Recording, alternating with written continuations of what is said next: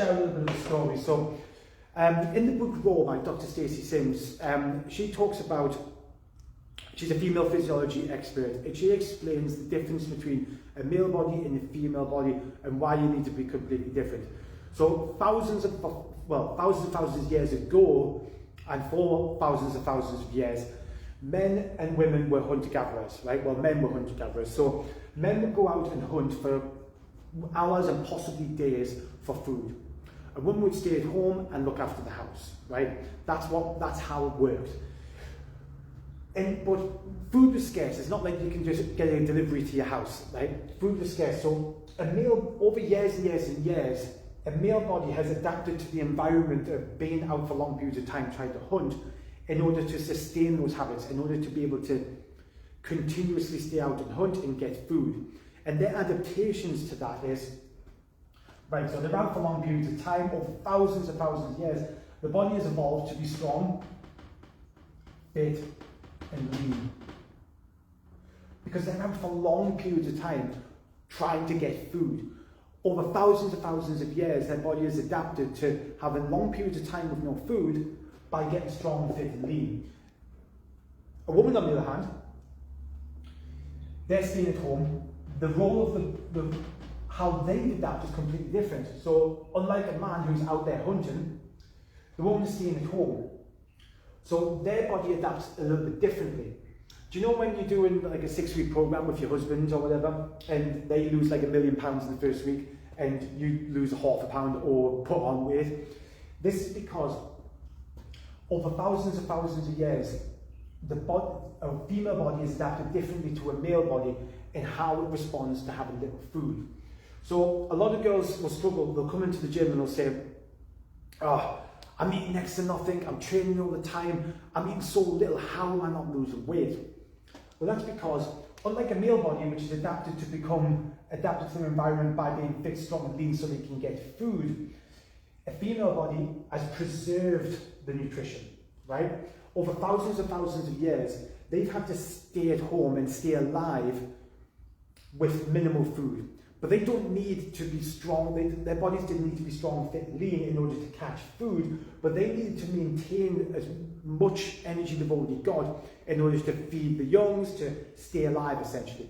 So the adaptation is, a female body has, over time, over thousands of years, their response to reduced long periods of time without food or with less food is to preserve that energy.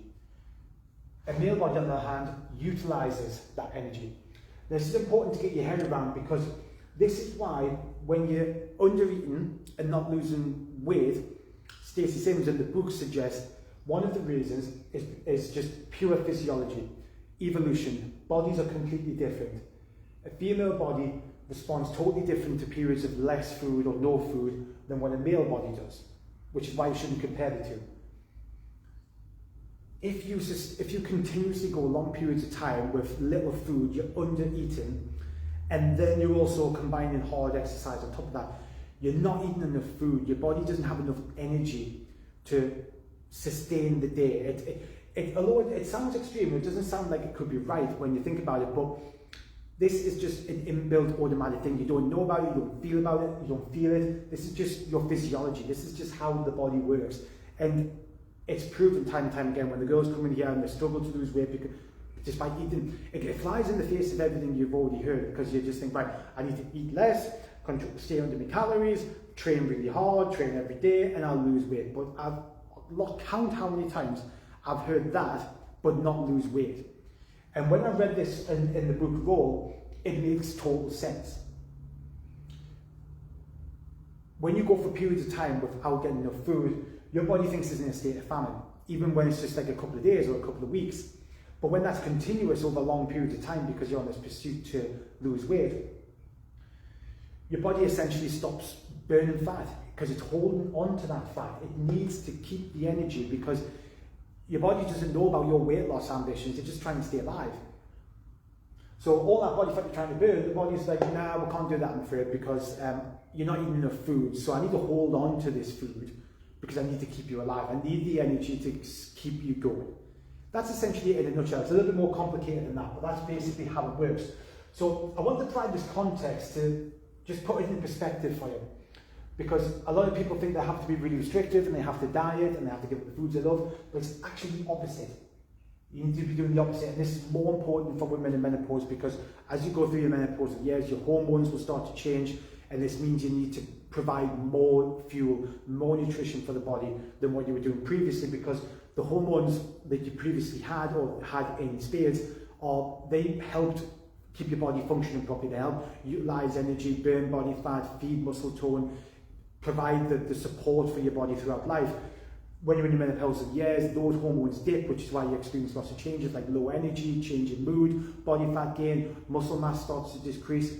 So it's more important for women especially to fuel properly, to eat properly, to actually eat more, to eat good quality foods. So this is great news. This is the good news part I was mentioning before. Because you don't have to restrict yourself, you don't have to diet, you don't have to give up the foods you love. You actually need to be eating more and fueling up. And this is what I'm going to talk about. Okay, so I want to provide that context.